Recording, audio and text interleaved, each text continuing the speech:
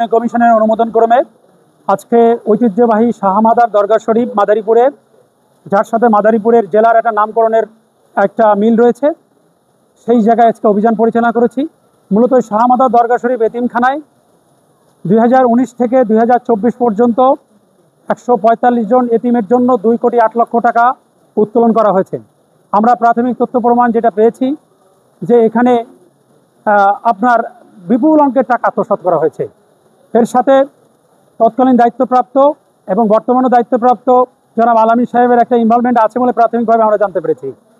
এবং তখন সমাজসেবা সমাজ কর্মকর্তা যে দায়িত্বে ছিলেন যেমন শ্যামল কুমার পাণ্ডে, তার চরম দায়িত্ব অবহেলা আছে এখানে। দীর্ঘদিন এই অনিয়ম দুর্নীতির কারণে আজকে এই এতিমখানার পরিস্থিতি অত্যন্ত ভঙ্গুর এবং জাতি হিসেবে আমাদেরকে হতাশ করেছে।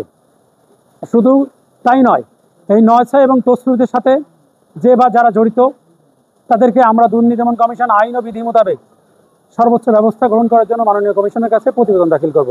একই সাথে জনাব আলামিন সাহেবের বিরুদ্ধে একটা অভিযোগ রয়েছে, তিনি এতিমখানার নামে 47 লক্ষ টাকা যে এফডিআর ছিল সেখানে ব্যাংক কর্মকর্তার সাথে যোগ সাজসে তিনি জাল স্বাক্ষর করে উত্তোলন করেছে। এই অভিযোগটি আমরা প্রাথমিক তথ্য প্রমাণ পেয়েছি, আমরা ডকুমেন্টগুলো পর্যালোচনা করে পরবর্তী প্রয়োজনীয় ব্যবস্থা করব।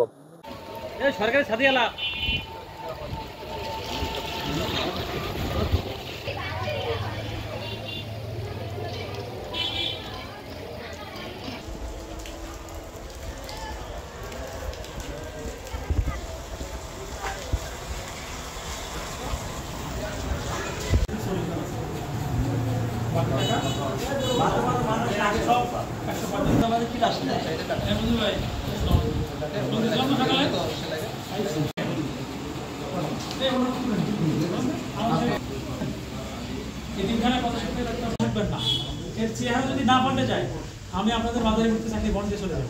ঠিক আছে, আপনার চেহারা থেকে ওরকম প্রতিষ্ঠানে 2000 টাকা করে এতিমের জন্য প্রতি মাসে বরাদ্দ হবে, 145 জন করে ওইসব নিয়ে যান মাস্টার করে আমি চাকরি না জিজ্ঞাসায় জানাচ্ছি। এখন সেই জিজ্ঞাসা করলে আপনি মাদ্রাসা কি দেখেন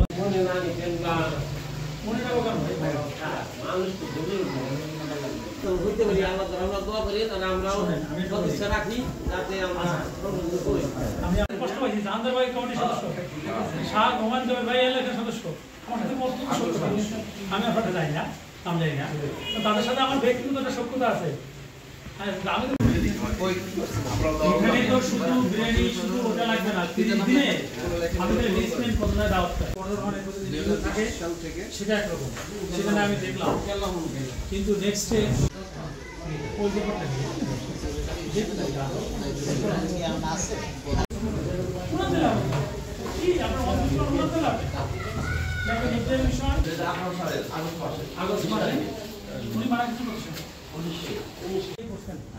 তখন কমিটি মেম্বার কে গেছিল? আপনাদের আছে সবার সেইগুলো সম্পূর্ণ এটা আমরা দেখবো যে আমাদের এই যে গোষ্ঠী স্তরে এই গোষ্ঠী স্তরে আমি ভালো হয়েছে আর হচ্ছে টাকা